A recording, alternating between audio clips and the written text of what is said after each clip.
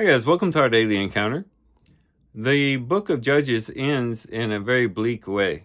In verse 25 of chapter 21, it says, "In those days there was no king in Israel. Everyone did what was right in his own eyes." And as we've gone through and read the book of Judges, we find that to be the case. That, even though they would every once in a while turn back to the Lord and repent, they would fall right back into their old ways, and eventually they got progressively worse as time goes on. And as we read in recent readings, we found that things had gotten really bad in Israel, and almost a whole tribe was lost because of this. And so things had gotten really bad. In those days, there was no king in Israel. Everyone did what was right in his own eyes. And there's two ways we could look at this, and both of them would be true. In all likelihood, primarily what he's speaking about is there is no human king.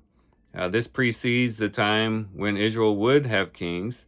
That starts in 1 Samuel and goes through 2 Kings, also in 1 and 2 Chronicles. We read about a time when Israel did have a king. And they had a leader, they had someone to rally behind, they had someone to give them direction.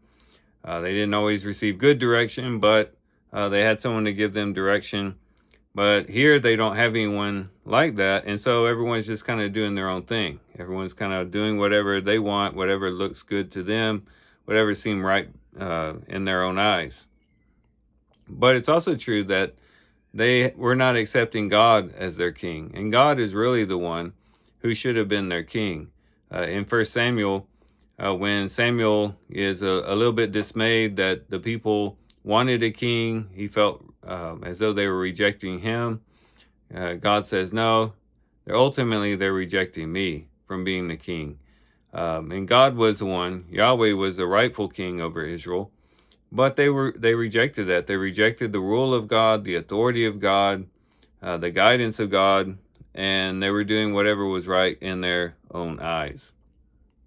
And it would be real easy for us to, look down our noses at them and think, how bad those people were back then, and how could they, live such a life as they did. And as we do that, we might have to also at the same time do some introspection and say, is it true that perhaps we do this to a certain degree? Maybe not as extreme as they did, but there might be an element in which we also live this way.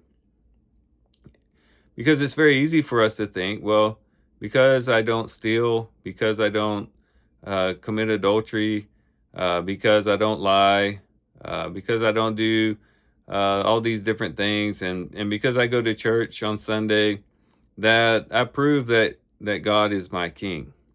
And those are definitely good things to abstain from those sins, and then also to go to church.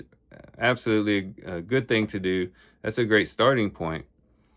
But what oftentimes happens is we think just because we're not committing gross sins, and just because we go to church whenever the doors are open, we might think that that's good enough. And then we do this, we have that as kind of our baseline for following God, but then everything else is all about us. We make decisions without God. We lead our life without God. We go through our day without humbling ourselves before God and seeking his guidance.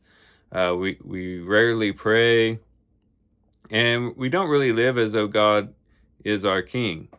We might do just enough just to keep him from not being angry at us because we've sinned, or because we're not going to church or something like that. But that's about the extent.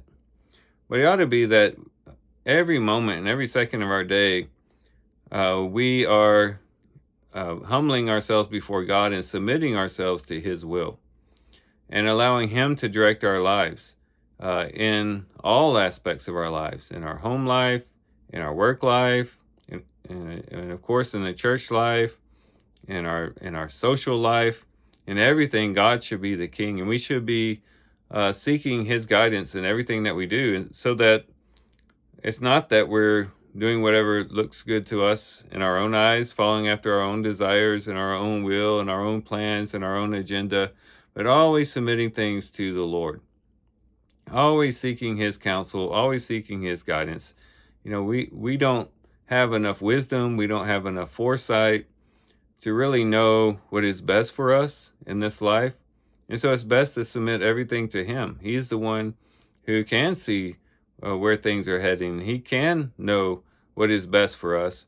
And it's important for us to submit to that, to submit to him and the work that he would have us to do for his kingdom, to submit to him in the circumstances that we find ourselves in. And just remember that he is our king, that he is the king of our life, not us. And hopefully, as we do that, we'll less and less do what is right in our own eyes and more recognize God as king of our life.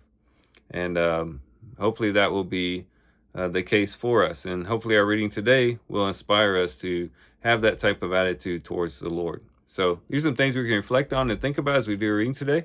But guys, I do thank you for watching the video today. Hope you guys have a great day. Love you guys. God bless.